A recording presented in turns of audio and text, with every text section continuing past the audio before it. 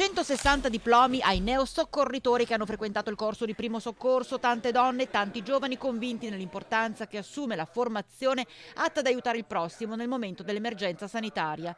Una sala del Consiglio Comunale di Bassano che in via eccezionale si è riempita di cittadini pronti a mettersi in gioco, pronti ad essere parte attiva di una comunità. Ospite d'eccezione il dottor Giulio Bigolin, primo primario del pronto soccorso dell'ospedale di Bassano, fondatore dell'Associazione Italiana Soccorritori e del primo numero verde antesignano del 118. Per lui, premio Città di Bassano 2018, la massiccia presenza dei nuovi soccorritori è un motivo di orgoglio. Qui c'è solo gente che viene a dare qualcosa per il prossimo e questo è una cosa fondamentale e importante. Vuol dire che c'è sempre del buono, soprattutto anche nei giovani. In un Veneto da sempre in prima linea quando si parla di volontariato formato. È un valore aggiunto perché queste persone, ricordiamolo, mettono a disposizione il loro tempo libero, insomma, con passione, determinazione e impegno.